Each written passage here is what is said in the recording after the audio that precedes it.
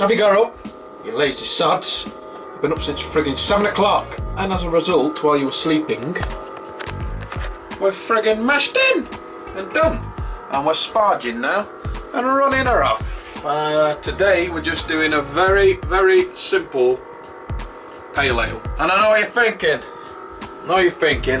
Another pale ale. Well, I have to brew what I like to drink. But I also know that I'm going to have to mix things up a little bit, and that's why the next brew we do is going to be a 7% breakfast stout McKellar clone. And I found this recipe in a little magazine. I think it's called Fermenter. It's one of the free magazines that gets sent out with the Beer 52 boxes. A friend of mine gave it to me, and that particular issue was all about McKellar, and in it was this recipe. I thought, you know what? Sounds interesting. It's got smoked malts in it and whatnot, so 7% breakfast stout. That's going to be the next brew coming up after this one. I didn't get my arse in gear to get everything ready, so we're just putting down a nice little pail and keeping the wheels turning on the channel. Another brew day. I might go live. I think I said something about going live last night. I was in here getting prepped for today, and well, Coconut Shy PA was going down a little bit too easy.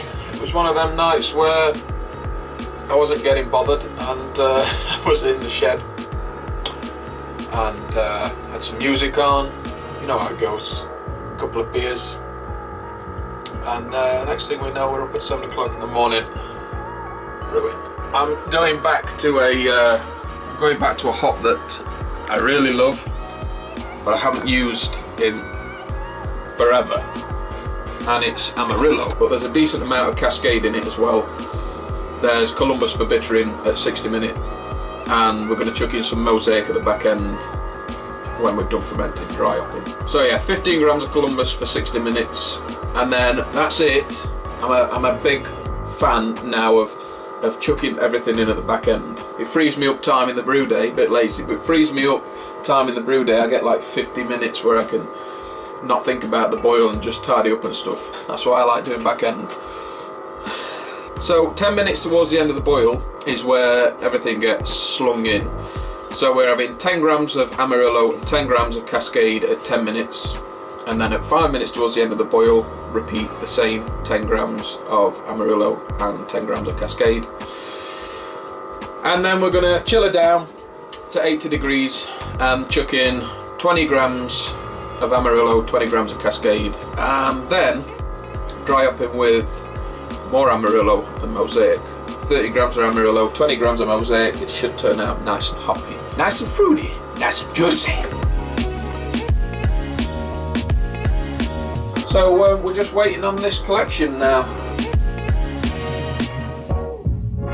This is probably one really quick upgrade that can solve me a load of shit on a brew day, and that is I've seen a lot of people using the inline filters when they're kegging the beer and whatnot, but I want one of them when I'm running off into the boil pot, because sometimes I am finding that I'm getting a little bit of grain matter going into the boil pot. Not a vast amount, but enough to piss me off. So what I'm going to do is I'm going to probably find one that I can fit into the hose which is running off, and that'll collect that, and I won't have to worry about it so much. It's more when I knock the pump or knock the tube that it sort of disturbs, or if I start running the sparging a little bit faster to maintain a balance of sparge and runoff, is when I find that it disturbs a little bit. So that's the next upgrade, I think. And we're going to be fermenting in the bucket again. It's going to be good to get back in that fermentation fridge. Temperature controlled. It did my head in not having it in the fridge, the catalyst. And if you haven't seen the last video on the catalyst, which is my sort of final thoughts on it, then go and check that out. For the reasons in that video, we're going back to the bucket. 10 o'clock. Oh yeah! We're smashing it, boys, smashing it. Using the old makeshift anti-boil over device. I haven't used it in ages. And from what I can remember, it worked alright the last time I used it. Yes, it has. Let me cast a bit of light on this situation for you. Yeah. Don't know whether it's focusing or you can time something, but we have a friggin' boil. Pretty terrible camera work there, but effectively the problems that I've been having in the past, and especially when I was using both elements full bore on a boil, is that I'd have terrible boilovers because the lid is sealing in the heat and the fan is taking most of that heat out, but still isn't taking enough out to prevent the boilover. So what I did was I built this little frame.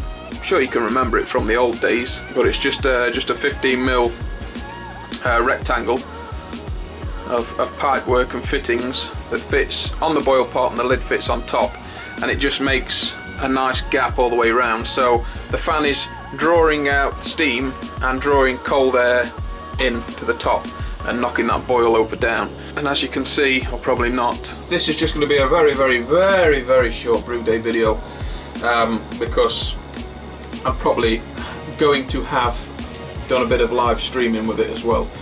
So this is just a bit of things I've missed off from the live stream. Oh, the smell is delightful.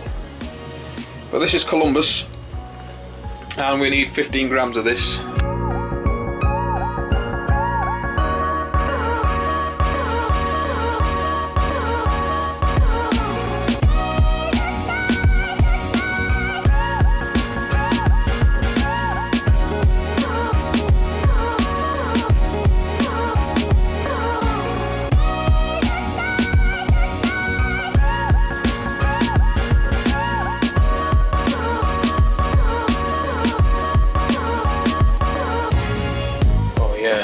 Chooching.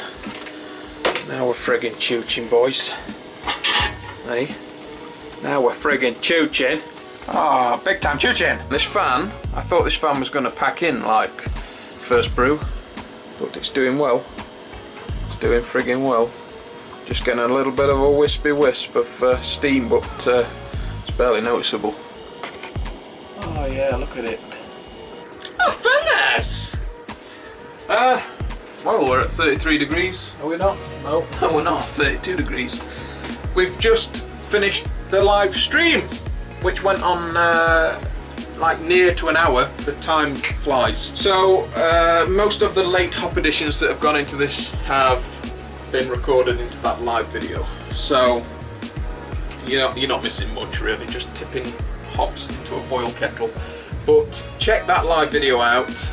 It was a very relaxed ramble. We talked through a couple of ideas on what people want to see in the live videos. But yeah, if it's something you want, I will do more of them. Of course I will. Running off, boys. Running off.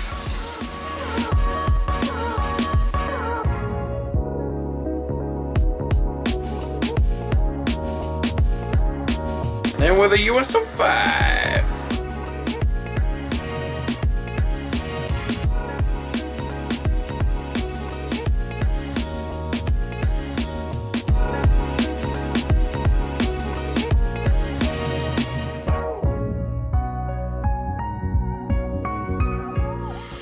That's it. Bit of a quick brew day, something just to fill the pipeline of videos and of course keg. And like I said, the next one's going to be a bit more adventurous. Right to that. And that's it, fellas. So as always, guys, don't forget to thumb this video because you're on a roll. Don't forget to hit this little icon here to subscribe. Click it and you won't see what's coming up next. Share the video, get it out there for all to see. And until next time, I'm out of here.